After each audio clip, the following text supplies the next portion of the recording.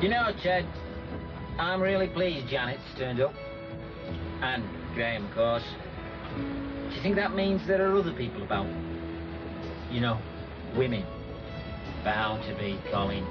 Yes, Brian always said there'd be other survivors. It was a good move of yours, Colin, getting her that Turkish delight.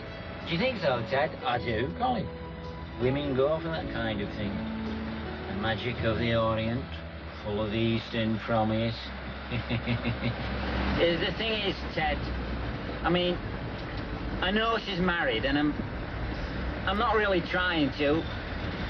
I mean, I wasn't really thinking, wouldn't be the first time it's happened, Colin. No, Ted, let me finish. I mean, I'd just like to get to know her better, you know. Female company. That's all. I hope she likes Turkish delight. I mean, it's just a friendly gesture. When do you think I should give it to her, Ted? After she's eaten the Turkish delight, Colin? Ted, please, there's no call for that.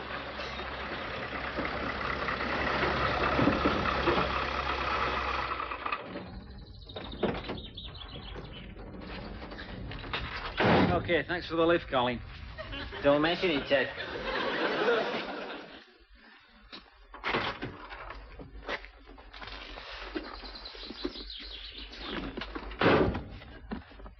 Did you never think of having double glazing? What? You don't get those problems with aluminium. Oh, don't you? Nah. I'm going to have to mastic round those window frames. You do what you want, mate. Live and let live, I say. It's the rain. Gets into your brickwork.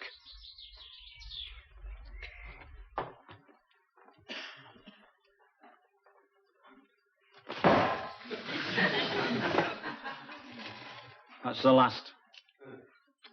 You see, Colin, it's not just the modern Western democracies. No, even the most primitive societies were organized along similar lines. Ask any anthropologist. I will next time I see one. Take the Ashmat of New Guinea, or the Bushmen of the Kalahari. Or perhaps you're more familiar with the Dinka. No. Well, interestingly enough, the leading authority on the Dinka is himself a Dinka, so he should know what he's talking about. And, he said... What's all this got to do with it? All I said was, why do I always end up doing the carrying? I'm trying to explain. You see, there always has to be someone to carry. And someone to organize the carry. Well, why do I always have to carry? Oh, because you're good at that. You're suited to that. You do that quite well. And I'm good at organizing. You see, I'm thoughtful, meticulous, intelligent, and you're not. What I'm saying is, why does there always have to be someone telling you what to do? Why do you have to be in charge? That's democracy, Colin. What, you telling me what to do? Precisely. Every society must be properly structured. Good order is the foundation of all things, Burke. Bollocks to you and all, pal.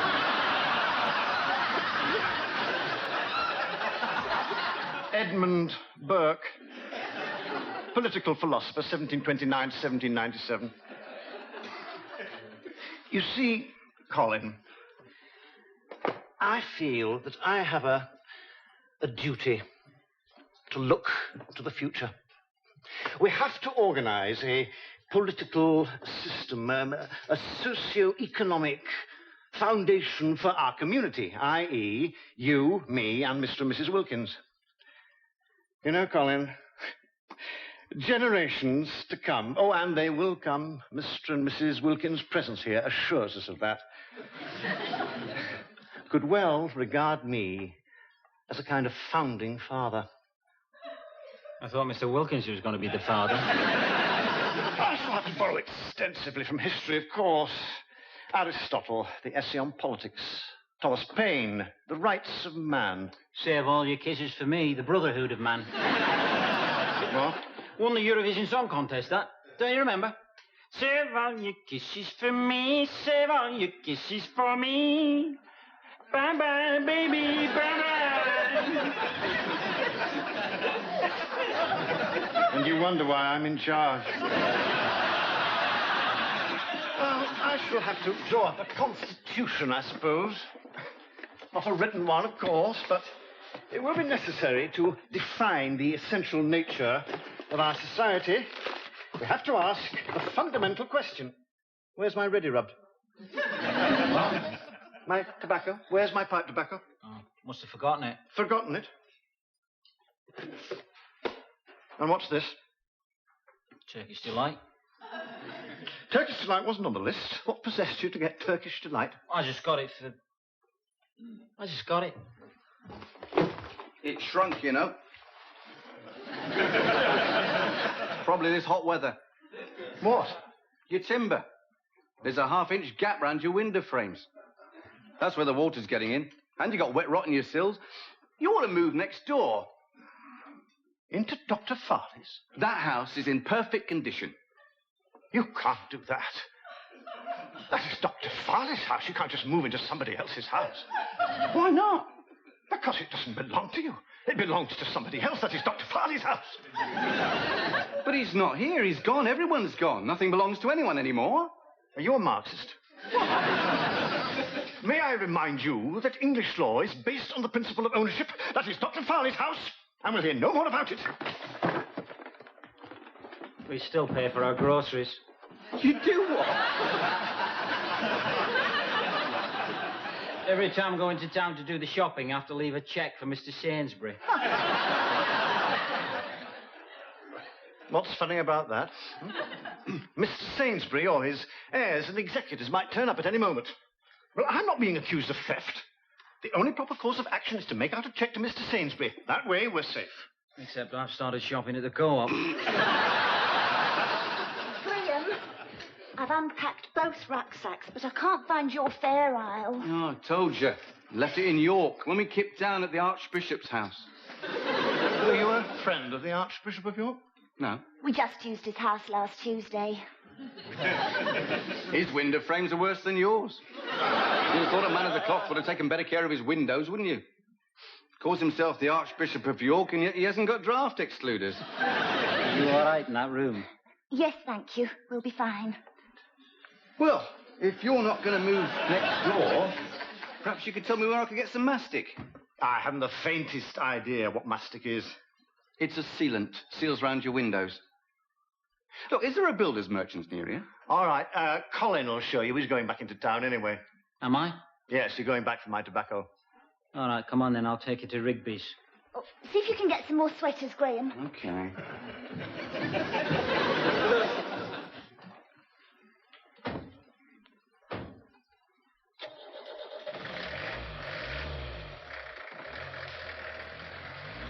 You can't have too many sweaters. That's what I always say. Really? Yes. Be prepared. That's my motto. Oh, well, it's not just my motto. It's the Cub motto. Well, it's the motto for all scouts, really. I think it's good to have a motto, don't you? But I can't say I'd really given the matter much thought. Well, it's what I used to tell my boys. Oh, I was a Cub Scout leader. A Kayla. I used to have such fun with my pack. Pack! Pack, pack, pack. Pack a lot!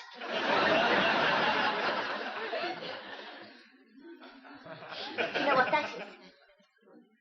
No. It's the start of the Grand Howl. Ah. Really? Oh, would you like a piece of Turkish Delight? Oh, no, thank you. I don't like that sort of thing. No, neither do I.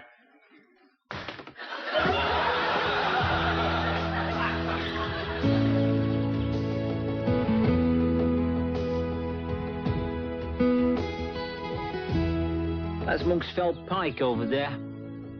It's a famous beauty spot. Used to get loads of visitors. Janet wants to go up there. I used to go up there a lot when I was younger. It's great. Me and Dave Perry. Takes about an hour and a half. You got to cross this stream.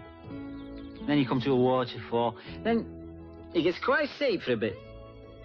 Then when you get to the top, there's like this big sloping rock.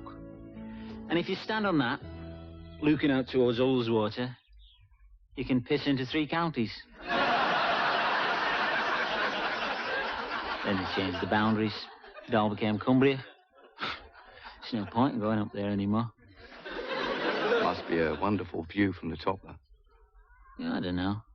I think scenery's boring. I just don't see the point of views.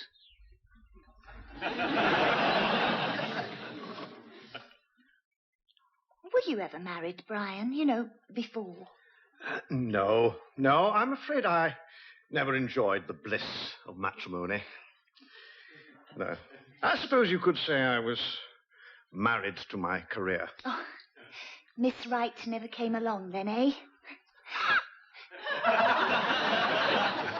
Well, I did have my chances. One young lady in particular, a colleague of mine, she taught mathematics at the school. I think it's fair to say she was very, very keen. Had what you might call an understanding. But in the end, we didn't get married. Well, she did. She married the deputy head. Nice chap. Graham and I have been married for 6 years now. 6 years, eh? Nearly 7. Jolly good.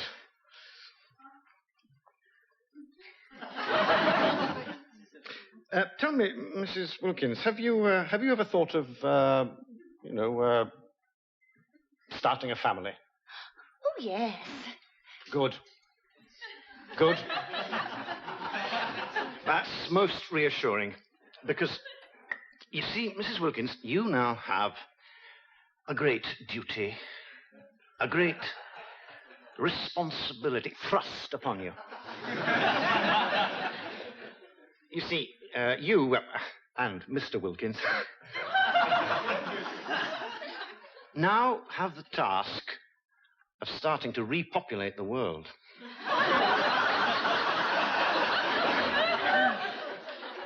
What, just me and Graham? Yes, indeed. Oh, I mean, there may be other survivors. I cherish the hope that there are, but we can't be sure. So, I think you two should get down to it straight away. Well, we have been trying.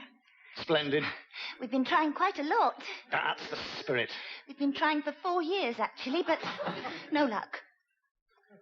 I'm sorry. At first, the doctors thought it was anxiety. Then we went to a specialist. I had all the tests done, but... Oh, my God. So, what's wrong with you, then? Are you telling me you can't have children? Oh, no. The doctors say I'm perfectly okay. There's no reason at all why I shouldn't have children. Oh, thank heavens for that. But there is a question mark over Graham.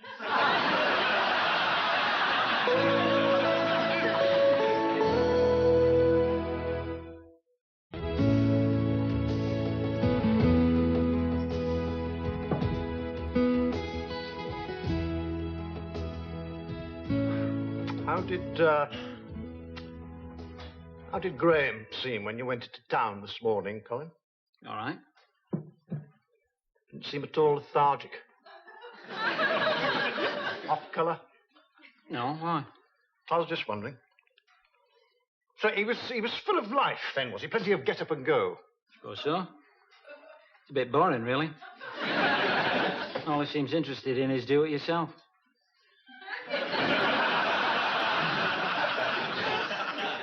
Dear.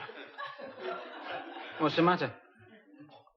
Well, Colin, old friend, I had thought that from now on it was going to be plain sailing. Oh? But I think there might be a bit of a hitch. How do you mean? Well, let me give you an analogy. You better not. I've got one of those. Pardon? Mine's figs. What? Figs. I never even knew I had it till one Boxing Day. Barrow were playing Workington at Derwent Park. We were murdering them at half-time. Bastards. And then I missed the whole of the second half because I was being sick. Just because of all those figs I ate on Christmas Day. At least I think it was the figs. Because I hadn't had that much to drink. Anyway, figs came back up, that's for certain. What are you talking about? Figs. It's what you said. You said you were going to give me a... What's it? An analogy? That's it. I said an analogy, not an allergy. You what? You mean analogy. An analogy is a figure of speech. I don't care what it is. I'm not having any more figs. All right, just forget about the analogy. Forget about the figs. Oh, you brought them up. Well, no, actually, I brought them up. Listen!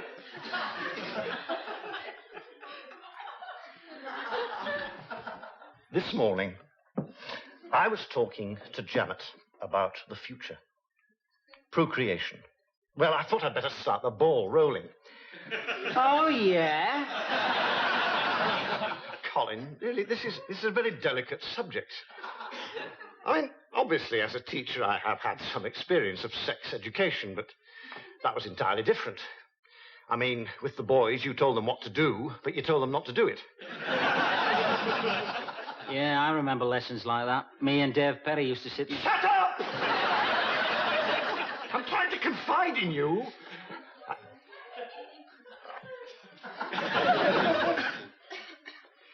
This morning, when you went into town with Graham, I was left alone with Janet, Mrs. Wilkins. Now, I told her I thought she should have children as soon as possible. She agreed it was a good idea. But then, she put me in a very tricky position. So that's why you sent me back into town. You rotten sod. I thought so. You've got some old sagging in your roof timbers. Ah, really? Ah, it's nothing to worry about. Oh, good. I like to see daylight through your eaves. Oh, good. Splendid. No, that's not good.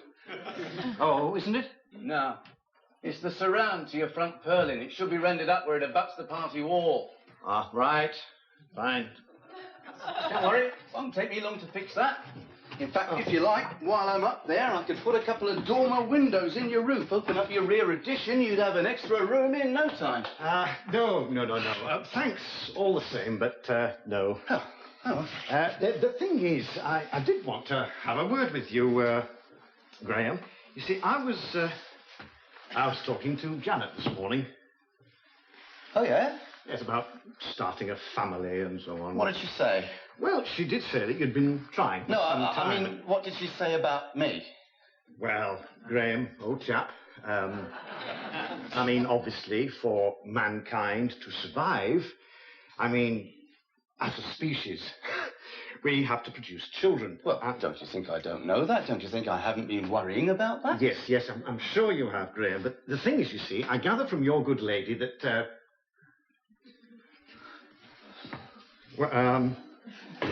cards on the table. She, I mean, obviously, under normal circumstances, I wouldn't dream of broaching such a personal, well... There's nothing wrong with me. No, of course not. I blame the post office. Yes.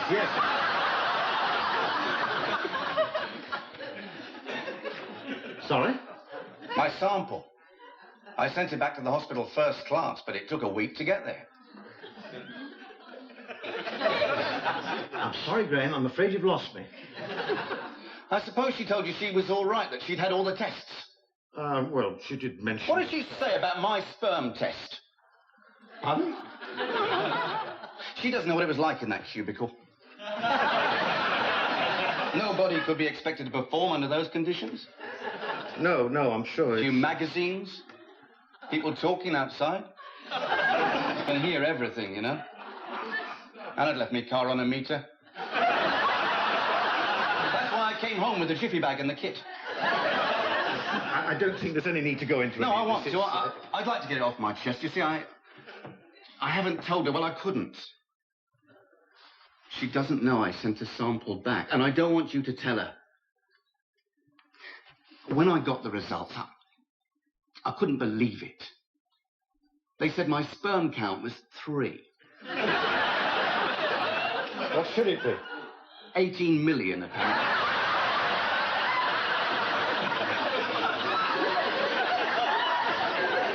I think they died in the post.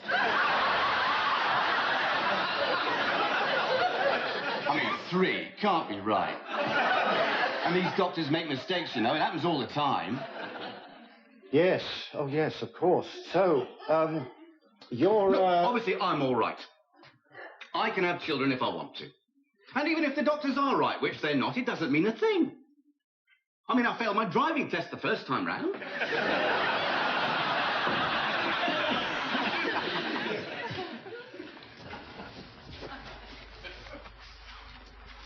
You sure you don't know what happened to that Turkish delight? I mean, it couldn't just disappear. Well, actually, I suppose it could. If millions of people can just disappear once a box of Turkish delight. Ah, love, could thou and I with fate conspire to grasp this sorry scheme of things entire? Well, I know it was on the table when I went out. Fate can play some cruel jokes on us, can't it? It certainly can. I'd have got the after eights as well if I'd known the Turkish delight was going to do a disappearing act. Will you shut up about your wretched confectionery? I just want to know what's happened to it. I threw it away, all right? What? All right, I threw it away, all right? Are you happy now? Come and sit down. Come and sit. You and I need to have a talk. Too bloody right we do. You see, Colin, the past few hours, I've been thinking about the nature of morality. So you bloody should. And I've been talking to Janet and Graham, and the way things are, it looks pretty hopeless. What's he got to do with them?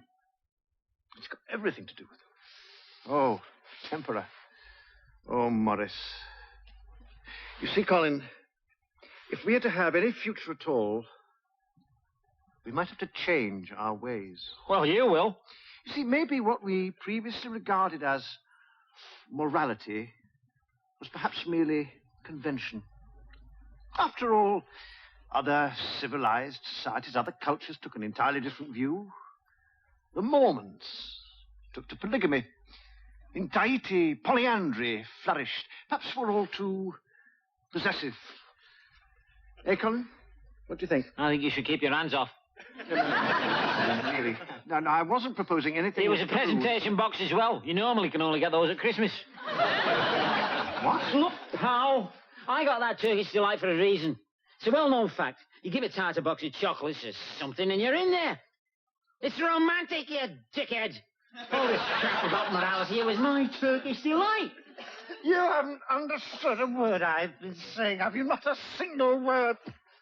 I'm talking about the future. I'm talking about Janet and Graham.